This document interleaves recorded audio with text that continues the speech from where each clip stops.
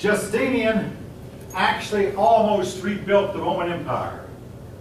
He conquered the territory, including he reconquered Italy. Right after the Roman Empire supposedly had died, it supposedly died in 476. A few years after that, in the early 500s, Justinian came on the scene. He's remembered for his law code, and Justinian's law code was used throughout Europe during all the Middle Ages.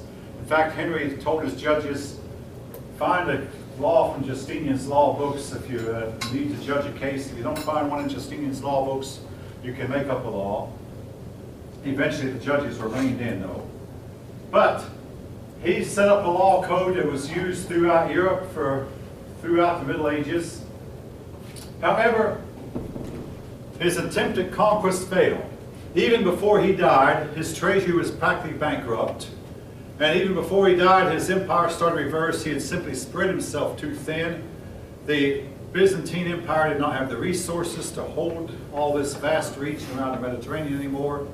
And when Justinian died, within 3 years, all of his conquests were undone. And he was simply left, his empire was left to only a shadow of what it had been before. Your book then devotes time to the Empress Theodora, who was Justinian's wife. Justinian's wife, Theodora, and in all my years of teaching, I've never had anyone write a paper about her. Maybe because part of the reason is I have never mentioned her till now, but I am now. Theodora was a girl who grew up in poverty, served as a prostitute for a while. She must have been somewhat of a highly attractive young woman, and eventually even attracted the attention of the emperor and was able to marry the emperor.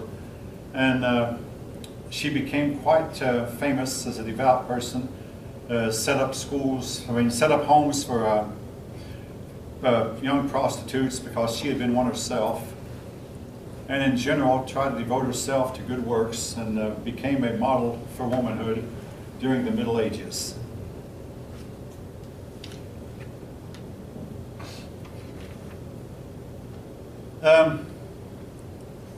Justinian began to build the magnificent temple at Hagia Sophia, or Temple to Wisdom.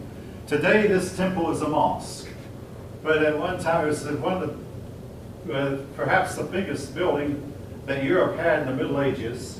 Just a huge temple, and your book shows a picture of its interior. You can't say enough about its splendor, and just it's remarkable that the people of that age could build such a structure. Temple to Wisdom, Hagia Sophia.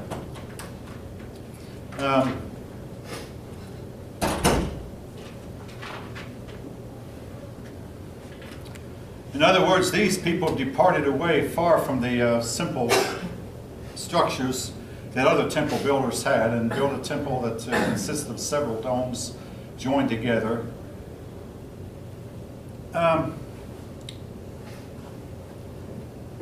Again, I haven't emphasized art very much this semester, but when it comes to European Middle Age art, I do want to emphasize it. I want to also state the first impression I had of the Byzantine Empire when I studied as a kid was the Byzantines were great for their stained glass. Their stained glass mosaics, and when I was in elementary school, our teacher asked as a project to take some art paper and paste and make a mosaic. And several of us made various kinds of mosaics of our pets, maybe our dogs, cat, but to put a bunch of glass together, stained glass, join it together, mix it, use the lead to hold the glass together and make a mosaic. Lead was used because it's easily melted. But again, don't try this yourself with lead because melting lead can be very dangerous to your health. All right, the Byzantine Empire was to last 1,000 years after the Roman Empire. One thing that might have helped them was right early in their history, they lost the lands of the southern part of the Mediterranean. They lost Egypt, they lost Syria. But they were able to hold on to this part of Europe called the Balkans, and for a time they were able to hold on to Asia Minor. They fought a long series of wars with Persia.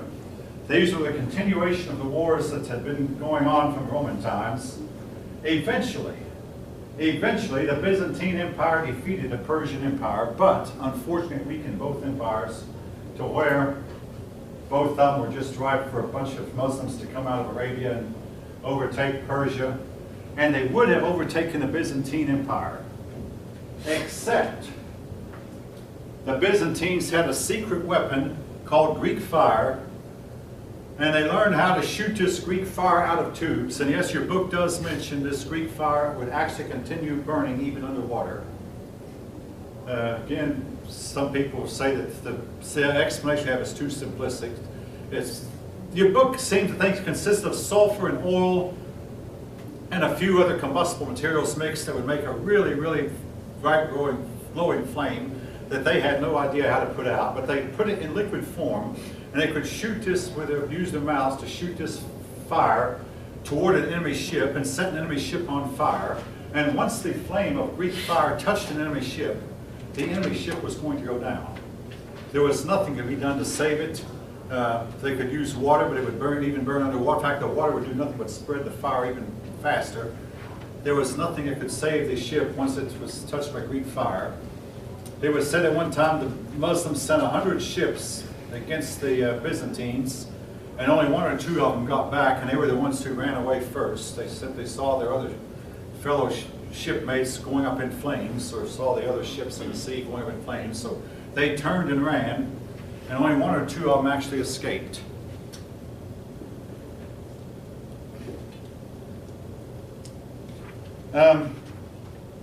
Anyway, the Byzantine Empire essentially went up and down, continuously fighting the Muslims, who eventually defeated them and destroyed them. To make a long story short, eventually the Byzantines realized that they could not fight the Muslims themselves. They called for help. The result was the Crusades, which I've talked about, and the Crusades did more to hurt the Byzantine Empire than did to help them. They called these people from Europe to assist them. Now,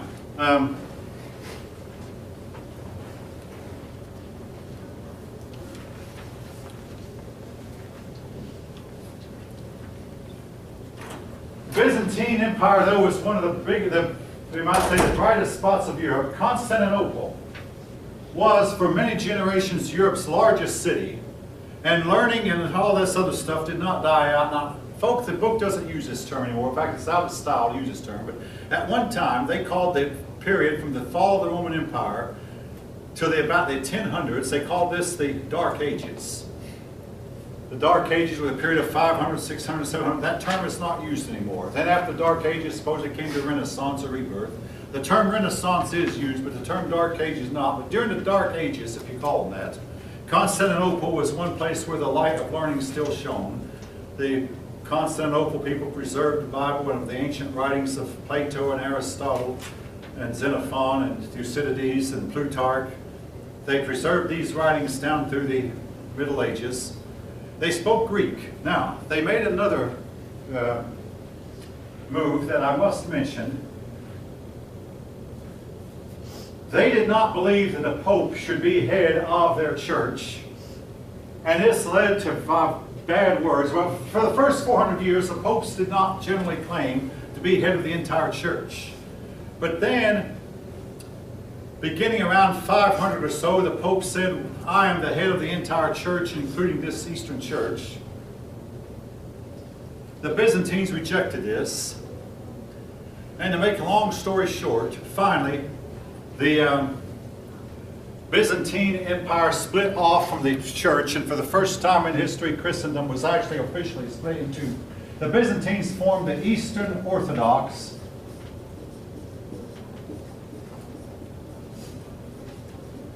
They call themselves the Orthodox Catholic Church. As opposed to the Roman Catholic Church. They're sometimes called Greek. If you hear the word Greek Orthodox, same thing. They're sometimes called Greek Orthodox or Eastern Orthodox Catholic Church. And they would remain separate from Europe to this day.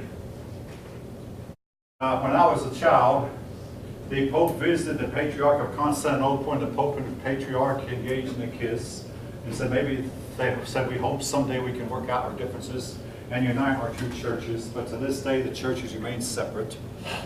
The Eastern Orthodox Church is much like the Roman Catholic Church, with a couple of differences. Difference number one is the Eastern Church does not recognize the Pope, and the Roman Church does.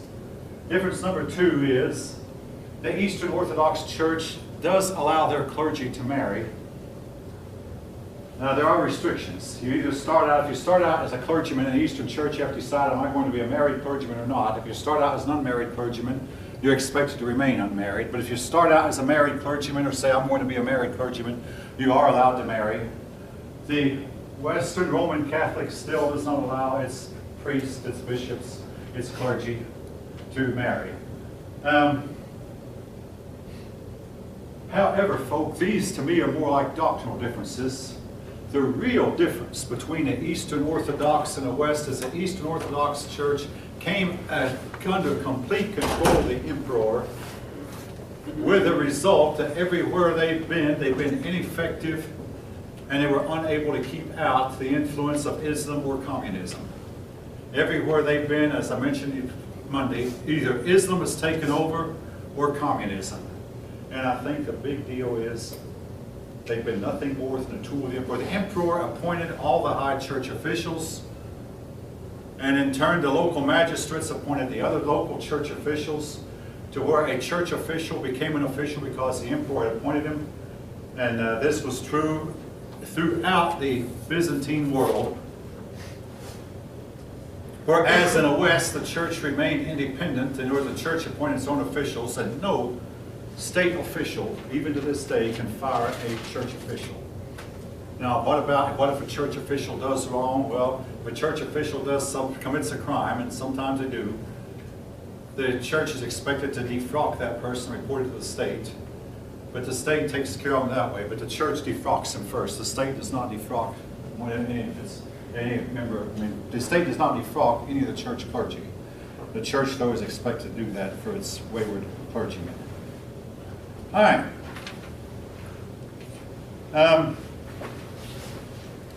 Your book goes on to talk about how the Byzantine Empire revived during a period of from 1750 to 1025.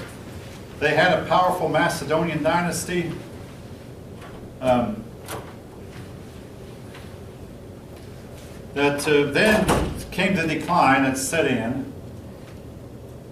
after the Macedonian dynasty died out with, well, they had a, here's the story, folks. They had a really good emperor, but this good emperor trusted some upstart, and the upstart killed the good emperor and became emperor himself. And this, the emperor was, I'm talking about, was Michael III, and Michael III was killed by Basil, who then became emperor and started a new dynasty. Basil himself was a capable monarch, in spite of having gotten to power by conniving and literally backstabbing or stabbing, the assassination. And I mentioned this part of course, your book mentions it, but something else too.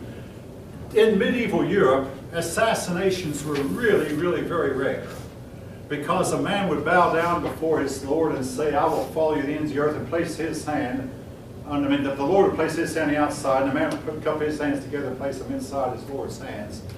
And there was a kind of a camaraderie that would simply just not lend itself to, hey, you would not assassinate a man who was protecting you and whom you would follow. You were protecting him, he was protecting you. So assassinations were rare, but Basil got to be emperor by assassinating the other emperor, Michael. Again, this is all in the book.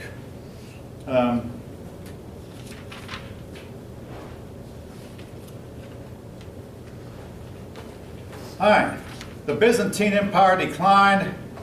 They called on Europe to help them. The Crusades were the result. Again, I'm jumping pretty fast through this because, for one thing, I'm running out of time. But finally, the Fourth Crusade sacked Constantinople, attacked them. They revived for a little time, but then the Ottoman Turks came in, And they found the Byzantine Empire weak, and they captured Constantinople, and the Byzantine Empire was no more.